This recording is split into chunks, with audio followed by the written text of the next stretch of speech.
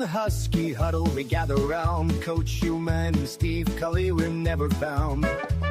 They talk about the team with such zeal, strategies and plays. They analyze it well. The stadium's full of cheers and shouts. Uconn's got spirit, we'll never doubt.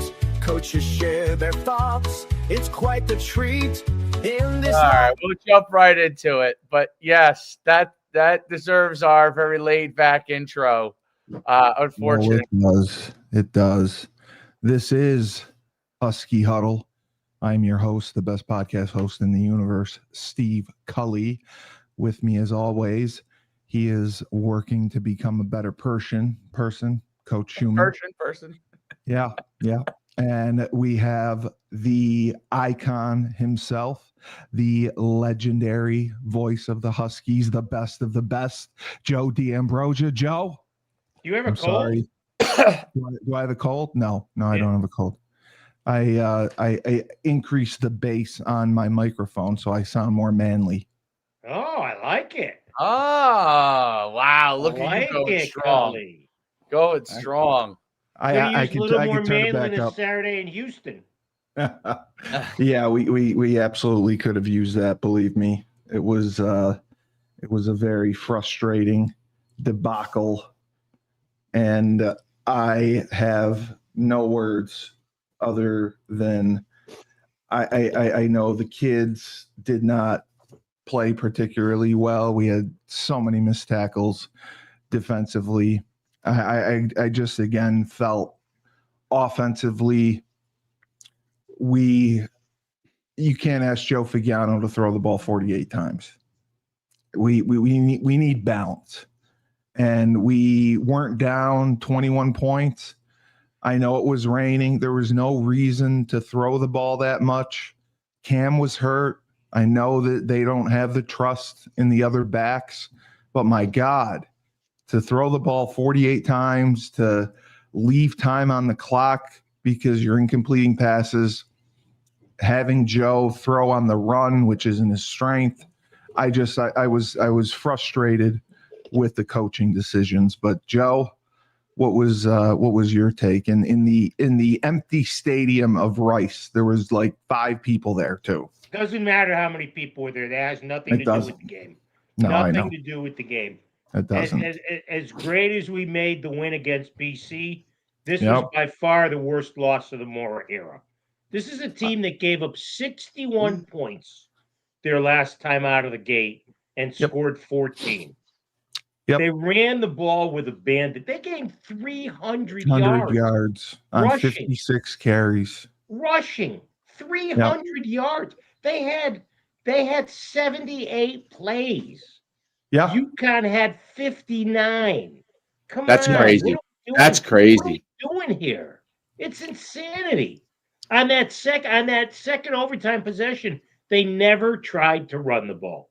That's what pissed me off. They threw the ball 3 times, and then Freeman, who's lights out and slipped on the only field goal attempt he's missed in 100 days, kicked the field goal. But Rice had all the momentum after.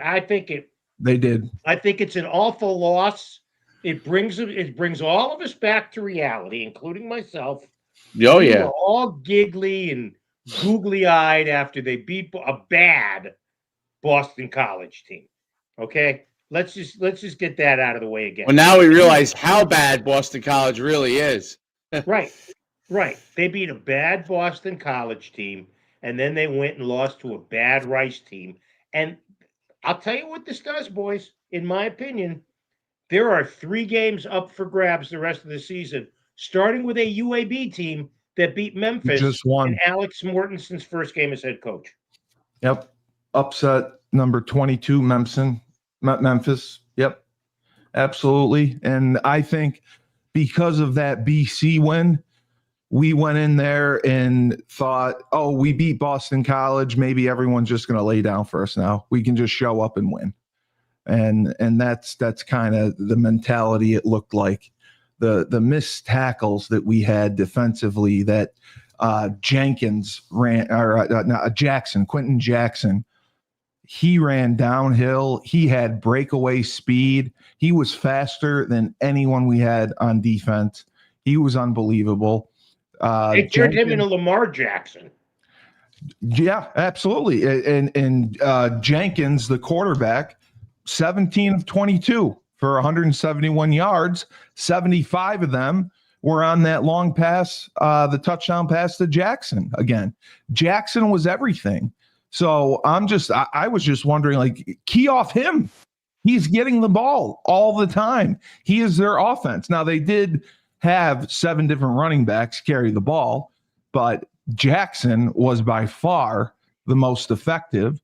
And there wasn't, I mean, they were smart with their game plan as far as running the ball up the middle, and then they would mix in the outside run. And whenever they mixed it in once in a while, it went big. It broke. And that killed us. But Jackson running up the middle, breaking tackles, us not having an answer was disgusting. And, I almost thought we should have gone for 2 after the first overtime because I didn't think we could stop them.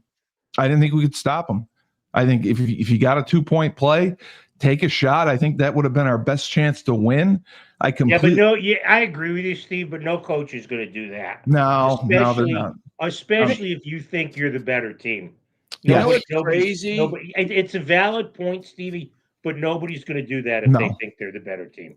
No, what's crazy is that we've lost all 3 overtime games. That for some reason I'm frozen. I don't know why. I have to get out here. We fix that again.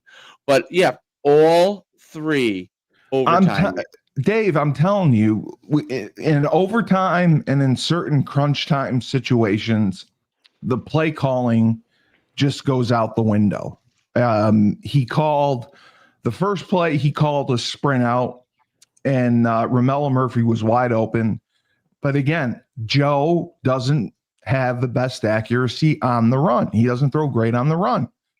I wouldn't have called that. Cam was playing, at probably 75%.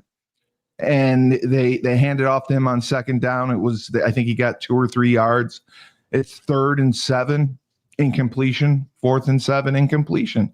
And Rice, I charted it. The first half, they blitzed almost every 3rd down. So we did not have an answer for that. And that's what frustrated me the most. They're going to blitz. So to ask your quarterback in a 5-step concept, he's out of the gun. He's not dropping 5-step. But, you got 6 guys that pick up 6 guys. He's not going to have that long to throw the ball.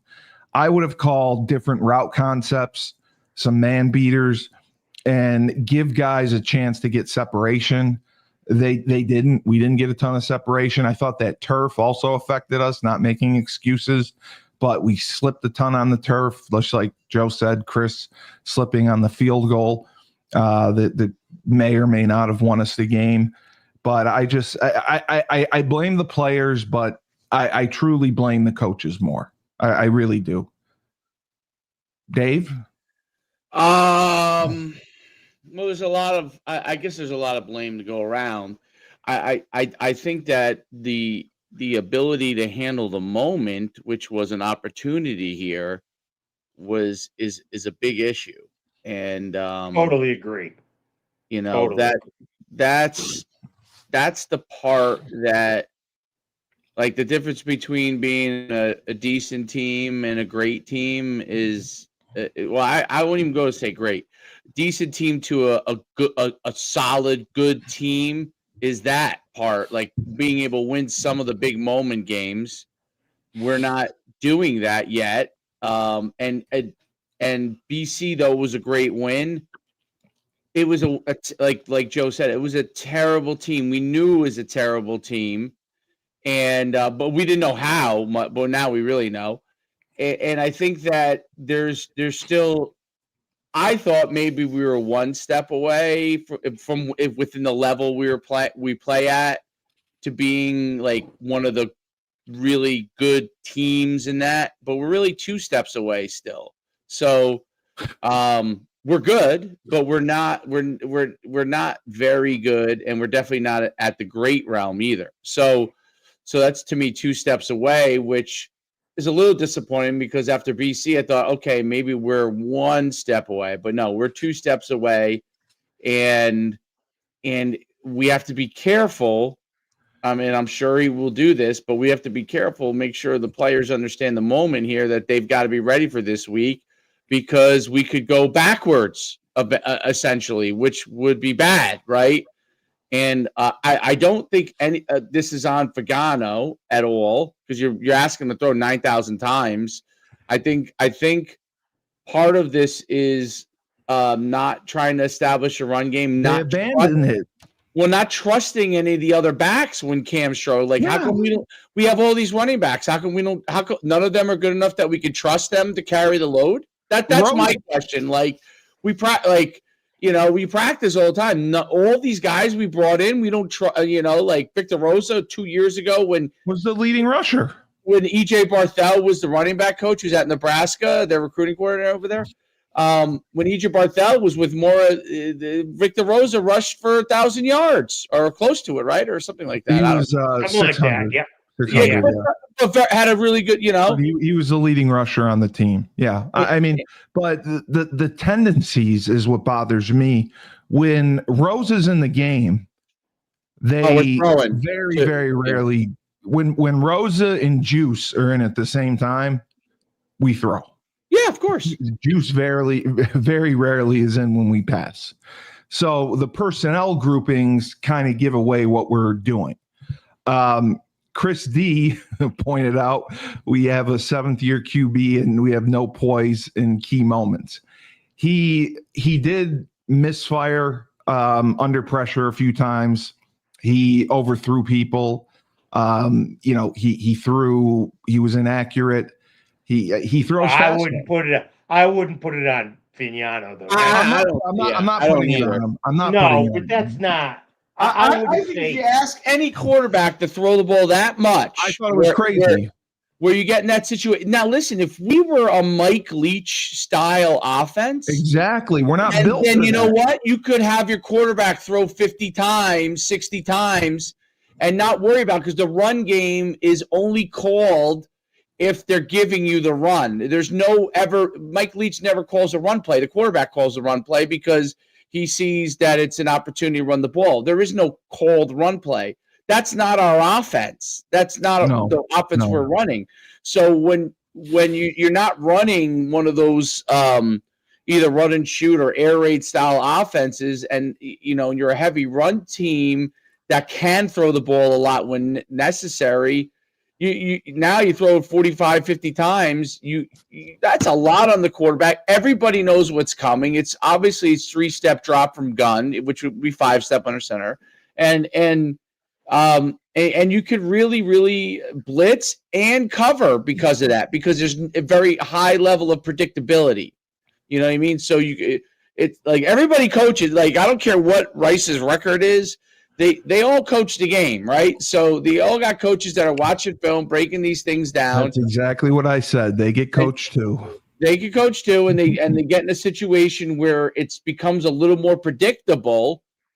Then they're like, wow, yeah, we could tee off, we could drop and tee off, and I think that's what I saw. And then the overtime thing. It's almost like, overtime wise, I don't know. It seems like we just clench up. You know what I mean? No, I agree. I think the play calling is very, very conservative. And safe. Defensively, we struggle in overtime. Oh, they scored the second play. Yeah. I mean, to win the game. Yeah, absolutely. I don't think we've gotten a stop in overtime for them to kick a field goal in the games we've been in. And that's what's frustrating as well. But offensively, I don't think putting it on Joe's shoulders like that was right. And they're going to tout that he threw for another 300 yards and 3 touchdowns. And I get that. But to ask him to throw 48 times, we ran the ball, I believe it was 26 times and we had 100 yards. We had 4 yards a carry. Cam had 16 carries for 59 yards, I believe. Rosa, MJ Flowers had 2 carries. Oliver Lundberg Coleman had 2 carries. One of them was a big run, but then they would go to the outside zone and it went nowhere. And that's why I was getting frustrated. They're trying Here's a number. I just computed this. Here's a number that'll make your hair curl up. Well, not you, Shu, because it's already there. On first down, we passed the ball 19 times and ran it 9. That doesn't count the overtime because you take over at the 25. But more than 2-1 passing the ball on first down. Let's be honest, boys. This is a pass team now. It's not a run team. It's a pass team. And that's what it's become. With Cam injured, and I know they're trying to get the ball to Skylar Bell. I mean, he had 8 catches and he scored the first play of the game.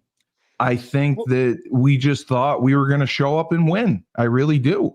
Do we know how bad this? No, we don't, because they keep injury information like it's the nuclear codes. But do we know how bad Edwards is hurt? Because this is always my thing, boys. And I understand you got a football player's mentality, but if you're hurt bad enough, don't play. I agree. I mean, I think so. If you're on the field, I don't want to hear about injuries. For the long-term sake, maybe they should have held him out, because he played, I think, in the first half. I don't think he played much in the third quarter. He came in the fourth quarter on a couple of those last drives, but he was not running and breaking tackles and running as hard as he usually does. If you look at Quentin Jackson, how he was getting downhill, and then how Cam was running downhill, he really looked limited. And you're paying MJ Flowers. You have Rosa. You have this Lundberg Coleman. You have 3 scholarship running backs. They're on scholarship for a reason. Give them a chance. Give them an opportunity. Yeah. You can't afford to abandon the run game. This is an offense that has to be balanced to have success, because we eliminate the play action passing game when you can't run it. You're putting it all on Joe's shoulders. We don't have the greatest receiving core in the world. We have Skylar. John Nider does great when he's in. Romello, Shamar, I mean, they haven't been thrown to a lot, but they don't have the best numbers. Our tight ends are Juice is just starting to come on. Poor Hansen, every time he catches the ball on one of the nakeds or the boots, he gets blown up. And, it's hurting us. And we have to come up with better concepts, better schemes, more deception. I just think we're predictable offensively and defensively. As bad as we played, if you hold a team to 24 points, you should be able to win. You should be able to win the game. And that's what was frustrating to me. And it could have been another number about the passing game. 15, almost half of the completions were to running backs and tight ends. Rosa caught 6 balls. Edwards caught 3. Flowers caught 1. Vereen caught 2. Hansen caught 2. Honick caught 1. That's 15. 15 Absolutely. of your completions went to running backs and tight ends. You take Bell's 8 catches out, and the rest of the wideouts only caught 8 balls. Absolutely. Shamar Porter, I think, had 6 catches, but they were mostly on wide receiver screens and short routes. I'm sorry. Murphy. Porter had 1 catch. Romello Murphy had 6 catches. Porter had 1. Murphy had 4. Well, Murphy had 4. Yeah, how many did Skylar Bell have? Okay. Skylar had 8. He had 8. Murphy had 4 and Porter had 1. Skylar Bell needed 20 in a game like this. I mean, they tried to get him the ball. He was open a couple times. We missed him, but we're putting ourselves in down and distance situations that are very challenging. Rice, I mean, the third down conversions overall statistically were pretty even, but Rice was getting, I in my opinion, I thought they were getting better, third and manageable calls where we were not. It seemed like we were third and long the majority of the time. And, we did not make the big play when we needed it most. And that's what was so frustrating. You know what, Stevie? Yeah, I mean, look, in the first half, you had a 3rd and 1, and Edwards got stopped. Shoved right up his ass. In the second quarter, you had a 3rd and 2, and you threw the ball. Okay? Correct. Then you had a 3rd and 8. That was an incomplete pass. You had a third and 3 that you completed at 21 yards for Bell. You had a 3rd and 8, and you ran the ball. I mean, I remember that. What are you running for on 3rd and 8? I thought he was doing it because he was thinking about going for it on 4th down. That was the only reason I could think of that he was running it on 3rd and 8. But I think we ended up with a field goal. That's why I did not think the play. No, you eventually got a touchdown on that drive. We did. That was the drive that ended with the touchdown pass to Edwards. We converted. Okay. The other thing that I think made a difference, Dave, was Joe was not running. The last few games, BC, Buffalo, he was allowed to run a little bit more. They did some zone read stuff for him. They did some design pulls for him to run. And that made a difference. He had 3 carries for 10 yards, but I mean, it's deceptive. He had that 38-yard run against Buffalo. I thought he ran well against BC, and allowing him to do that, I mean, he just couldn't escape the pocket. And what I thought Rice did in the second half to make a good adjustment, they blitzed significantly on 3rd down in the first half. The second half on 3rd down, they were getting pressure with a 3-man rush. I mean, they were collapsing our right tackle on a lot of the plays. And, Joe did not have a ton of time to throw. And, he misfired on a lot. So that's why I think the play calling has to be a little bit better.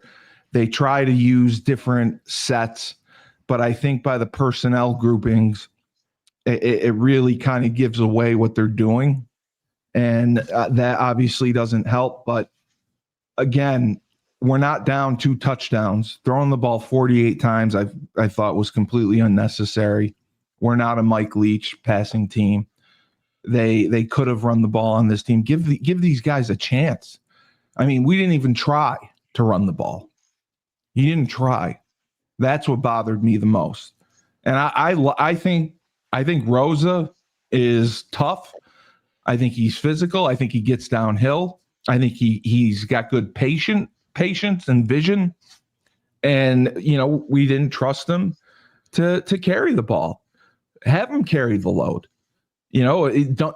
Putting Cam in there at 75%, I'd rather have a Victor Rosa at 100% and feed him. Go with him. Just keep going with him. And I give Cam credit for running for some tough yards in the 4th quarter when they put him back in tough situations.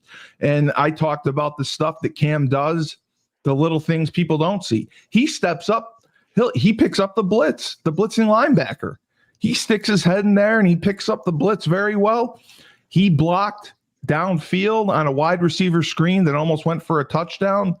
I mean, he is a true warrior. I just have so much respect for him, but I do think giving him rest to ensure the longevity for the rest of the season, if a week off would get him healthy, completely healthy, I think it would have been worth it to do it, because I think we have enough talent in the backfield to run the ball successfully. All right, so I just did some work while you two guys were chatting. So they ended up targeting Bell 13 times. He caught 8. They targeted Vereen 4 times. They targeted Rosa 8 times in the Yeah. game. They targeted Nider 5 times in the game. Flowers 2, Parker 2, Murphy 5, and then the guys with 1 catch. Harper they targeted once. Hanson Yeah. they targeted twice. Honig they targeted once. Smith they targeted once. Yeah. So Honig had eight one good catch. targets, 8 passes to Victor Rosa. I mean, maybe they're losing that like it's a run. If they're sure, I didn't see it. Yeah, they were. Yeah, they If were. it's passes, but still, look, I think we all agree the bottom line is if you're UConn, you can't throw the ball 48 times and run it 26. No. It's not. You, It's just not a good. It's just not a good. It's just not a good balance. that's not who we are offensively. Or maybe we are though, Stevie. They keep throwing more and more every week. They do, and I get it in situations, but I don't remember at BC if we threw it more than 30 to 35 times. Like I think Figiano's pitch count should be 30.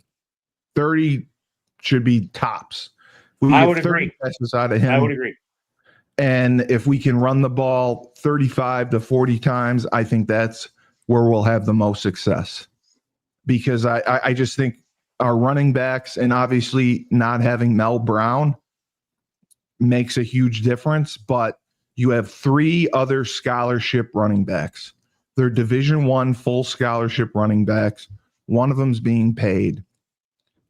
Use them, work them, give them a chance. You can't just abandon the run game.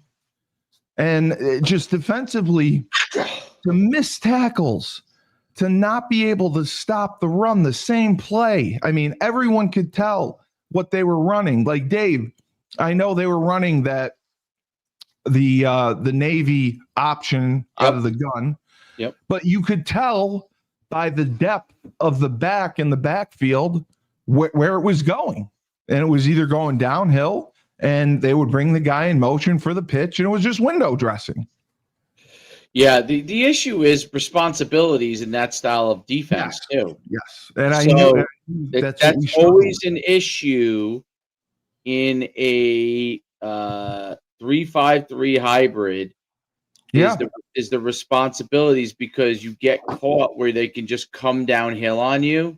Exactly. And you really, really like you have. I feel like we discussed this last year when we played somebody. I can't remember who, but we did against Delaware. We couldn't get lined up right. We're not closing the gap, and it's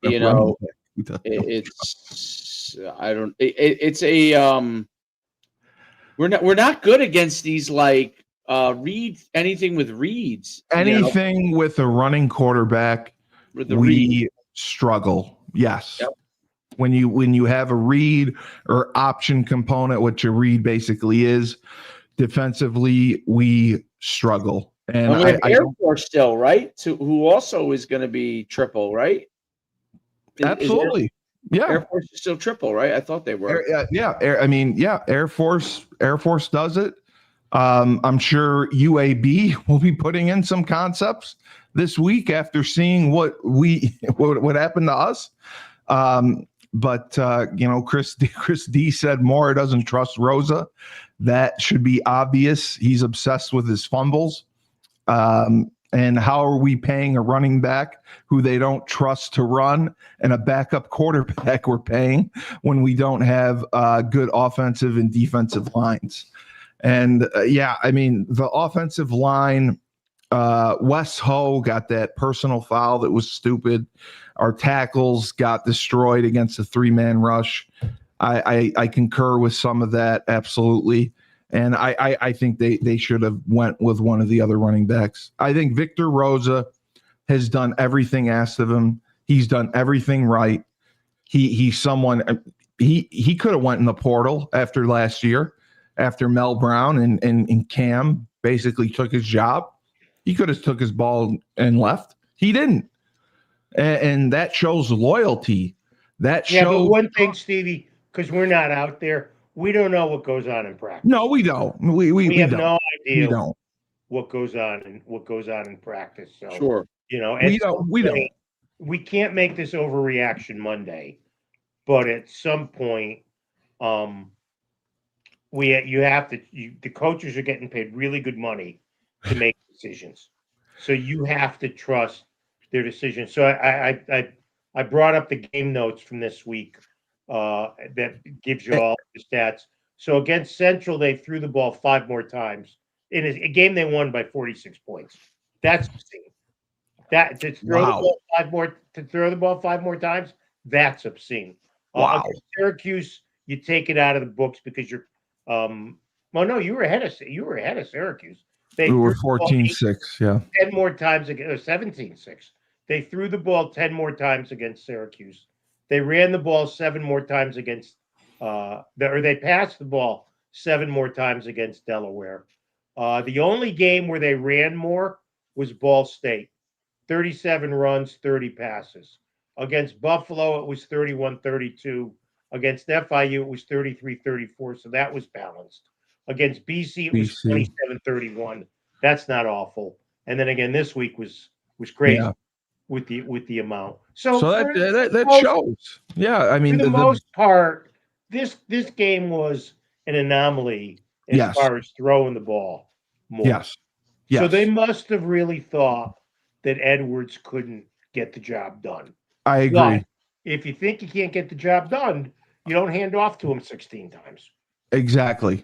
If you don't think that he can get the job done, or you don't think that he's at full strength, don't play him as much. And I get that we're not at practice and we don't know what goes on, but Victor Rosa takes a lot of snaps. He's out on the field often. So if you're willing to put him on the field, you're willing to throw him the ball, I just think hand it off to him. I mean, have some semblance of a run game, even if it doesn't go anywhere. Even if, you get a yard or 2 yards, as long as you have those plays and it gives you some balance, that will at least help your passing game.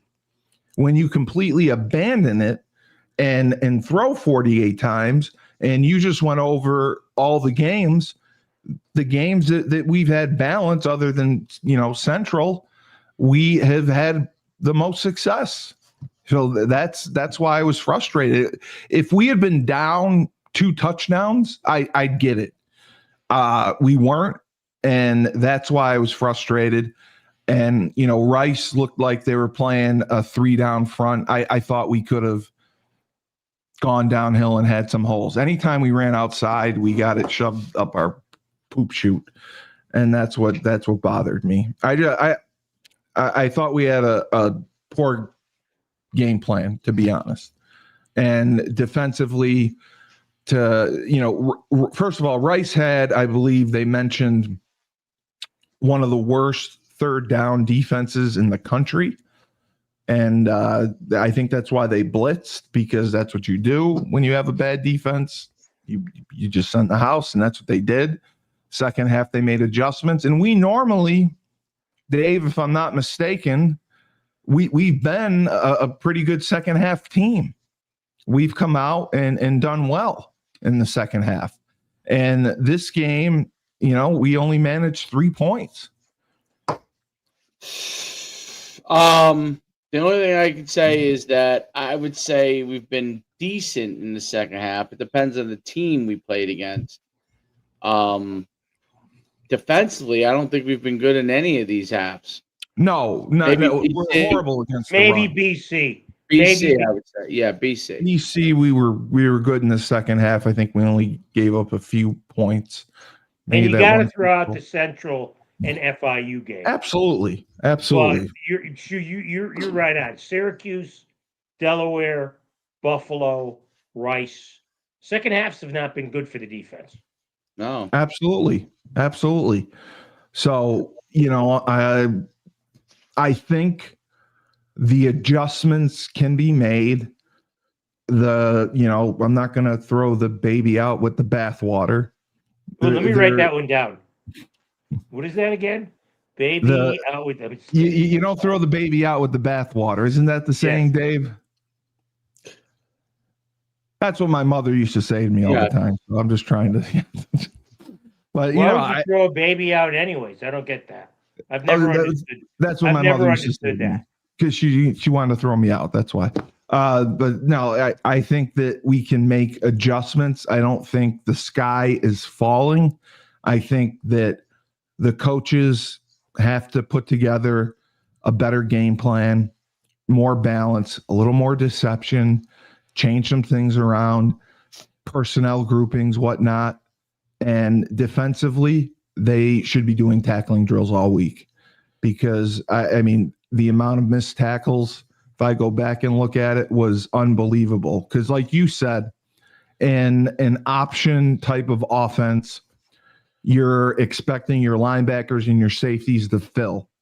And anytime our safeties came down, they missed. Quentin Jackson made them look silly.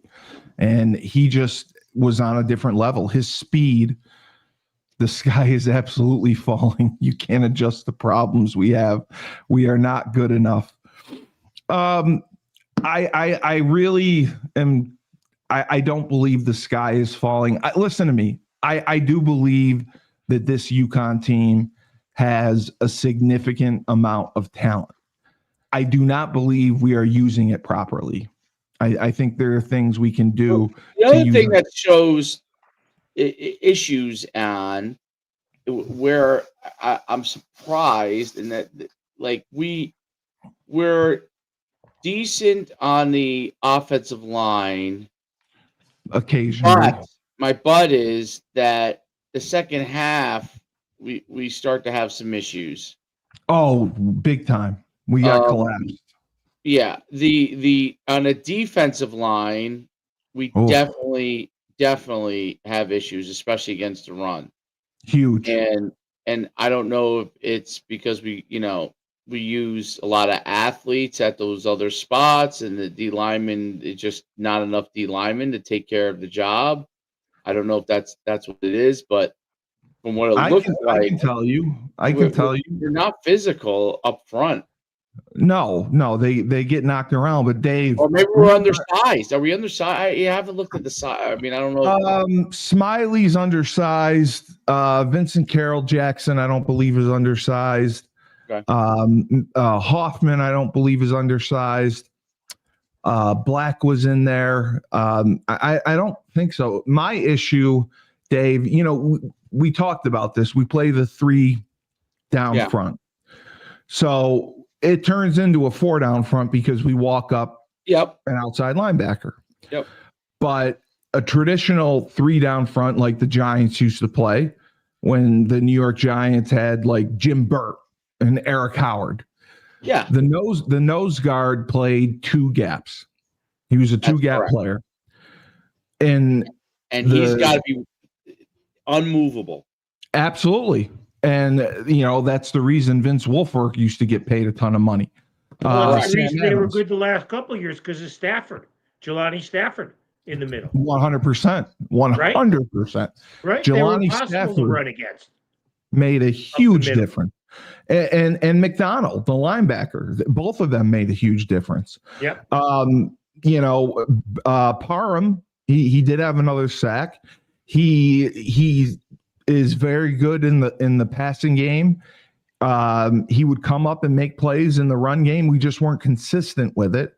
But Dave, with the 3 down front that we play, I told you the front always slants 1 gap because they can't 2-gap the nose. So because of that, what I saw several times, especially on the bigger runs, we had 2 guys in 1 gap. Either the linebacker didn't know which way the line was slanting, or we blitzed 2 guys into a gap. And when you put 2 guys into 1 gap, that leaves a lane that I could run through. That's what I thought was the big problem. But yes, overall, the physicality of our defensive line is lacking. And they brought in so many guys. I mean, they were touting Trent Jones, the second, the kid from Iowa State who transferred in.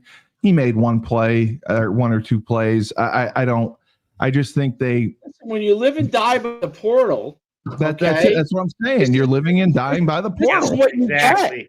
This is what you get. It's hit or miss. It's hit or miss. Who's on this week? And you have some guys that are usually delivering. Cam was delivering. Fagana was delivering each week. But you really get a lot of your players.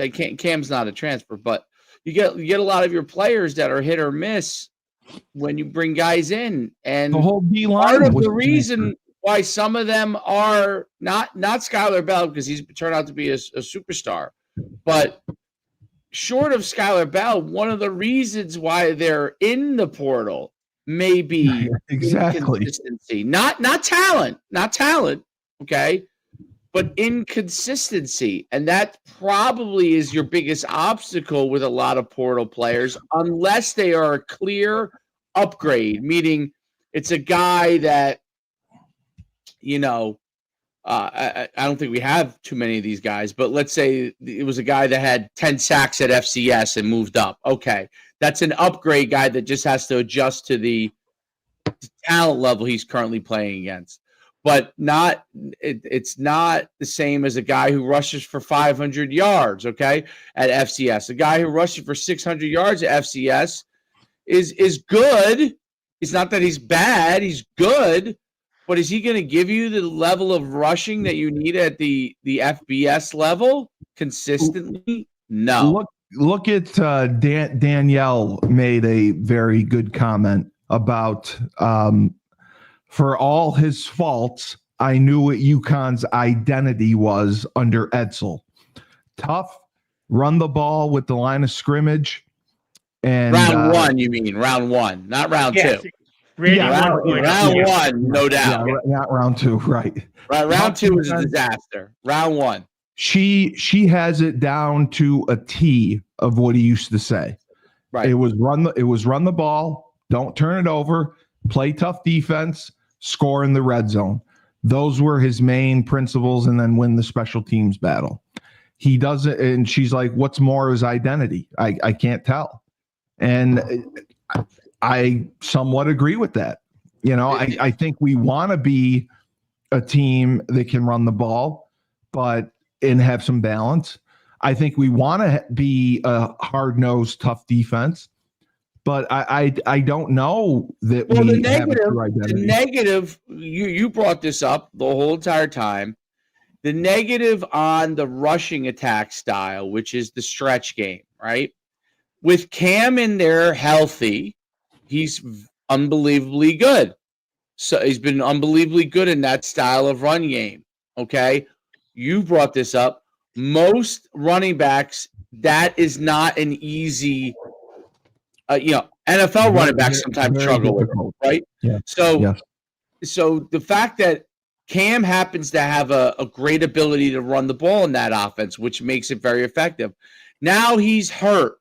Now no one is effective in that style of running. Okay? So that's the other thing that I think does have to be looked at. Like there are page 2 run schemes, okay, that should be in.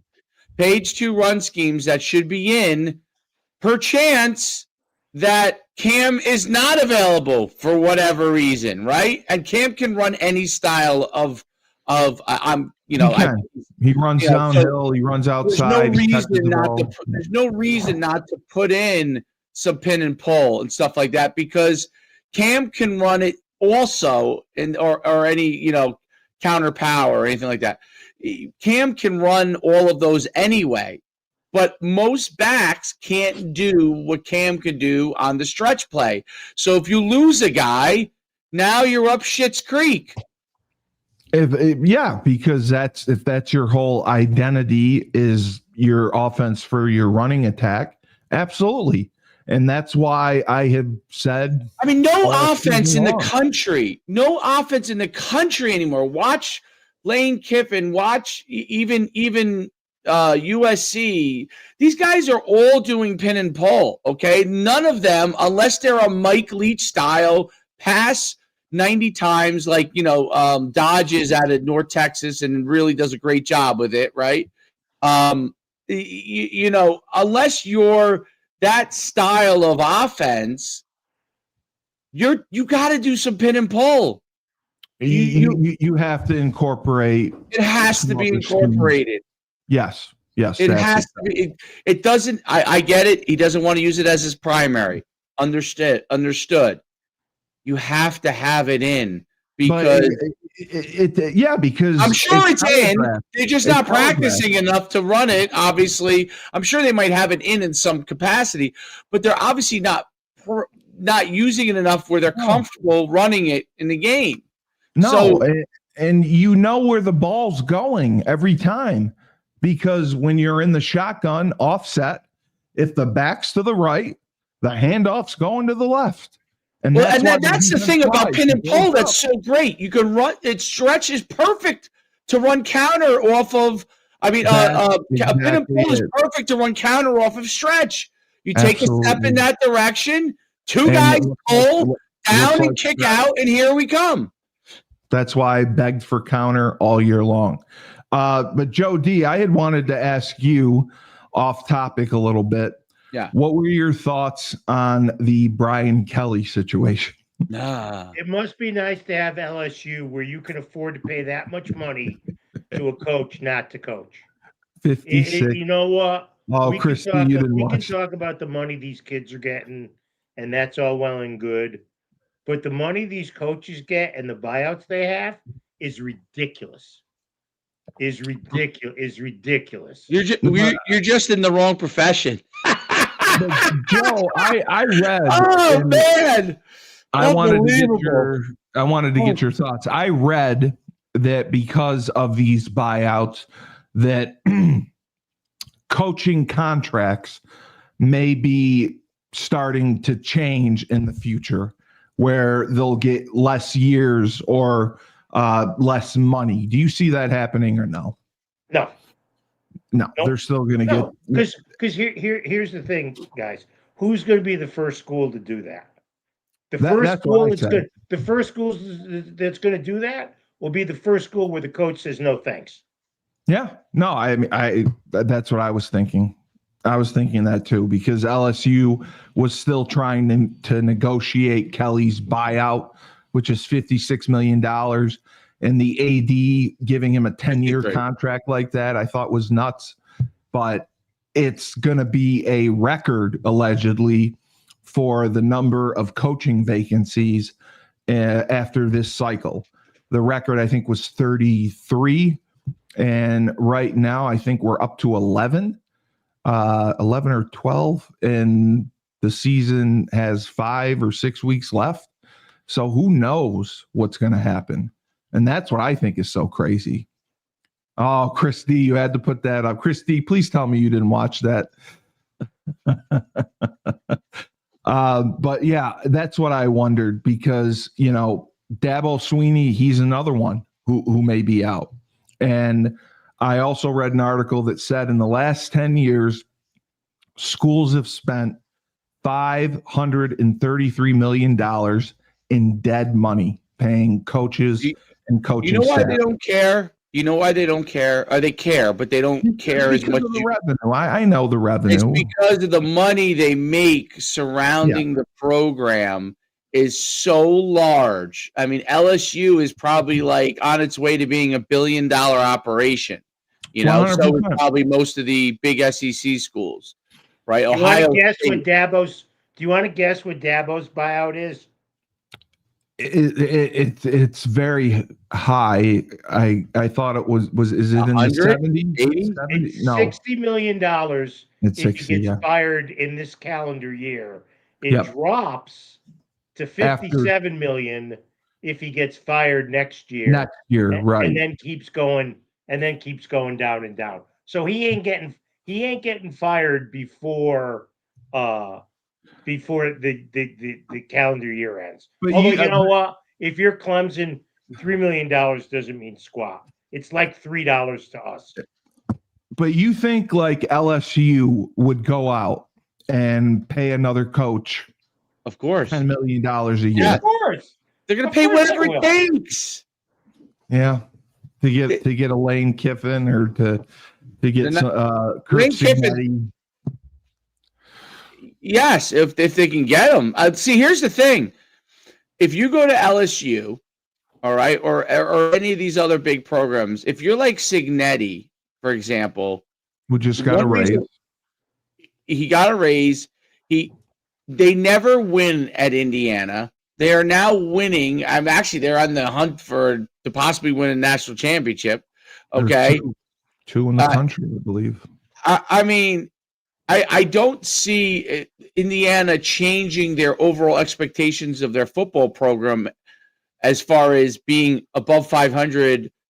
They're excited. Like same thing with Vandy. They're super excited. Like everyone's like Clark Lee to one of these open jobs. Penn State. I think those guys will think very long and hard before they just take a couple of extra $1 million versus being a hero where they are. It's not like when Franklin went from Vanderbilt to Penn State. It's not like that anymore. Right. Vanderbilt has the money. Vanderbilt has the money for Clark Lee to go ahead and say, you know what, we might be in a hunt to be a great team when we get a guy like Pavia, and we could be maybe a championship team. But you know what? We're gonna have the money now to win 7-8 games every year, and at Vanderbilt, they're gonna be happier than the pig and shit in that. And the SEC, absolutely. And everyone is talking about the SEC cannibalizing themselves because they're adding so many schools and they're beating each other up and they're afraid they're going to lose spots in the playoffs because of it. Nah, they're not going to lose spots in the playoffs. I don't know about that. That ain't going to happen. Come on. So I do think there is an issue with. Yeah. Here's Sports Illustrated's top candidates to replace Kelly. Number 1 is the guy we've mentioned, Kiffin. Number 2 is the Oregon coach. Let me. Yep. In fact, I don't know if this is in order, but these are names. The Bills' offensive coordinator, who was at LSU. Oh, Joe Brady. Yes. Joe Brady. The Louisville coach, Jeff Brom. 1 year Uconn offensive coordinator. 1 year Uconn offensive coordinator, Rhett Lashley. The Missouri head coach, the Houston head coach. Lashley from SMU? Yeah. They put Dabo Swinney in there. LSU's not hiring Dabo Swinney. No. Here's an interesting one. Kenny Dillingham at Arizona State. Great coach. Really? Lincoln Riley's not getting that job. The Tulane coach is not getting that job. And they mentioned the Saints offensive coordinator, whose son is the quarterback, Doug Nussmeier, or Nussmeier, however you pronounce it. So, but you think that the SEC will get 4-5 teams in the 12-team playoff? You think that's still possible? I think they get at least 4. Yeah. This is the way it's always A&M, Vanderbilt, Ole Miss. Yeah. Tennessee. Yeah, right. Tennessee's got a chance. Yep, Tennessee. Yep. The issue like Kelly has and some of these other guys have. Notre Dame's so happy right now. When they go into the transfer portal, you have to nail the guys you bring in. It's hit or miss, or you're fired. And you have to understand the culture of the school there, right? Kelly never attempted to understand Louisiana. He wanted them to bend to him. That's a great point. He did. That's a great point. And having spent a lot of time, I spent a lot of time in Louisiana running events. I have a lot of friends down there just from doing a lot of events. And I could tell you, like when they ask you in Louisiana, after an event, they say, a bunch of these guys played at LSU, and they would say to me, Dave, you and your staff, you guys are going to come meet us here to eat, and then we're all going to ride out to a nightclub, but not a nightclub like you're out all night, like just and you get in, you go eat with them, and you eat some boot and balls, and you eat some different things that are Louisiana style food, crawfish, and exactly. And then you go out and and you take a ride and you go for about 35, 40 minutes. You don't know where you're driving. You arrive at a bar and it's a nightclub, okay? And there's cars everywhere, and you have a great time, which I've always had a great time. Like a ton of great, I was obviously a lot younger, but I always had a great time. And they enjoy that because you're one of them. They want to show you what the culture is and what having a good time is, and they want you to enjoy that. And I think that Brian Kelly distanced himself from that instead of embracing that. And I honestly, I think that's what makes you LSU and Louisiana great. Because if you do that, the players there in state for the size of the state is insane. The kind of athletes they have. I used to always call it like mini Texas because you don't have to go out of state to even recruit. You're gonna get half your great players just from Louisiana. And you're going to get defensive linemen that are out of this world. You're going to get skill players that are out of this world just from Louisiana because LSU is the only gigantic big-time program. Place you need to go. Yep. There's a lot of Division I programs in Louisiana, but it's the flagship. It is the school, So every player from the time he's a kid, unless he's like a 4.0, 1400 SAT kid who might go to Tulane, or have a desire for that, they're going to dream of going to LSU. More than any other state, more than Georgia, only Alabama, I would say, is equal to that, and that's the thing that you have to embrace as the head coach there. Nick Saban understood that being an outsider, and that's what made him great there. Kelly did try to have a Southern accent. Remember that? Yeah, and I think even there, like I think that they realize that's fake. You know what I'm saying? They understand. They want you to be part of the culture, but they want you to be who you are. That's what makes Louisiana great. You be who you are in Louisiana. CBS Sports, by the way, projecting 5 SEC teams in the playoffs: Alabama, Texas A&M, Georgia, Ole Miss, and Vanderbilt. Also, they don't have Texas. Okay. Joe, Chris D had a question. Are we ever going to get back to near the talent we had from 2003 to 2012? Those teams all could have gone 10-2 versus this schedule. No, you're not, because you're not recruiting players anymore.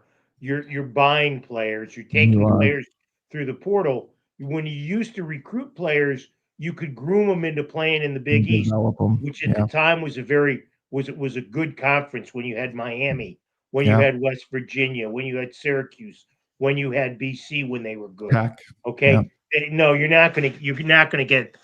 Chris, that's a good question. You're not, to me, and I could be wrong. It happens once a decade, but I don't think you're ever going to get those players again. No, I don't either, because you're absolutely right. Our strength at that time was we were able to develop players because we weren't getting the even 2-star recruits, 3-star recruits.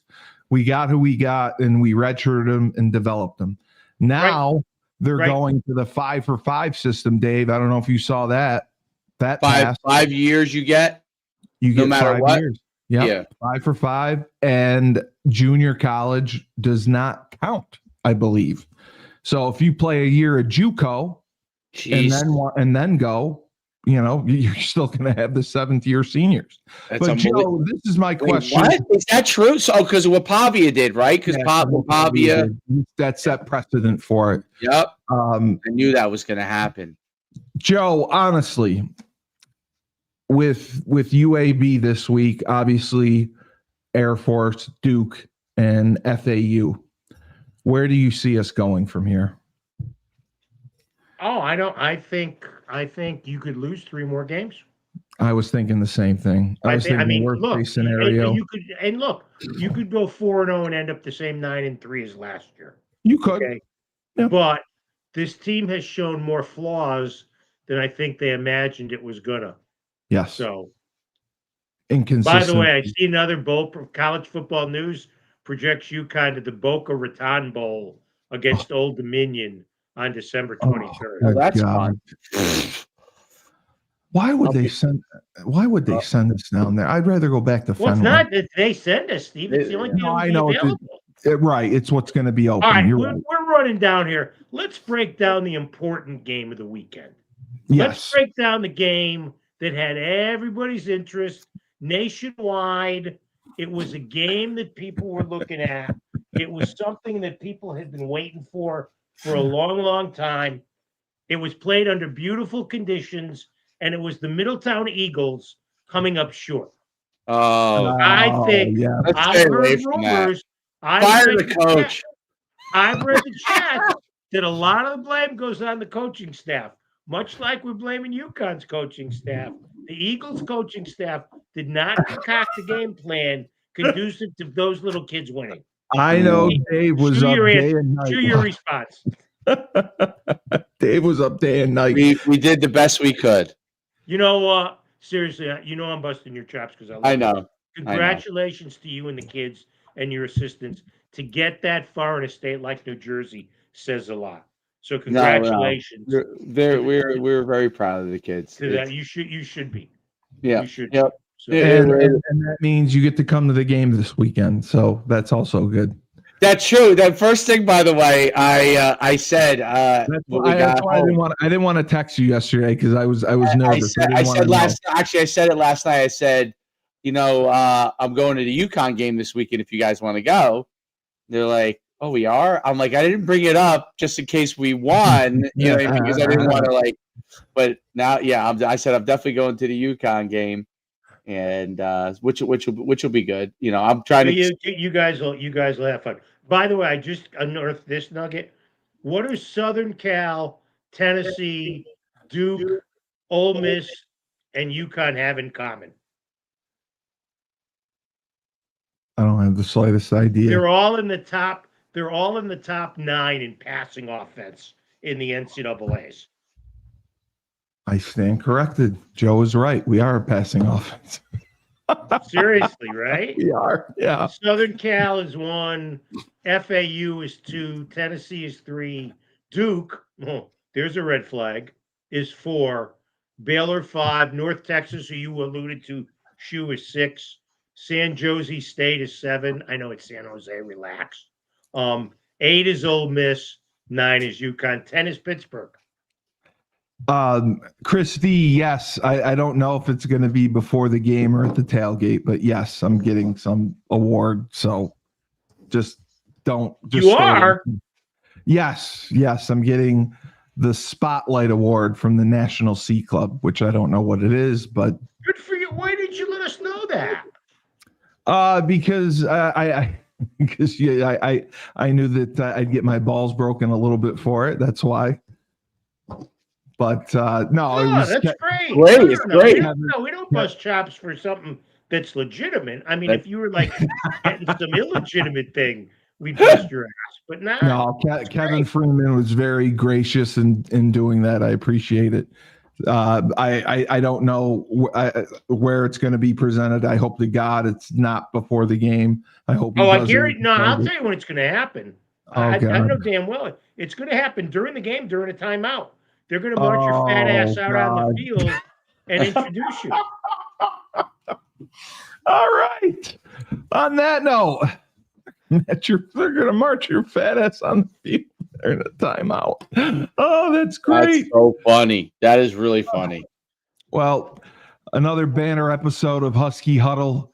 We will make our predictions and give our thoughts on UAB after we digest this loss against Rice. For the legendary voice of the Huskies, Joe D, and Coach Schumann, who's getting better. He's becoming trying to be a better person. Coach. He's not getting better as a coach. Yes. Well, now we go on to basketball, Joe. Now we go to basketball. Now we'll send him to some coaching clinics. I am Steve Cully, the best podcast host in the universe. Remember, when life gives you lemons, don't make lemonade. Take 2 oranges and throw them right back at Rice.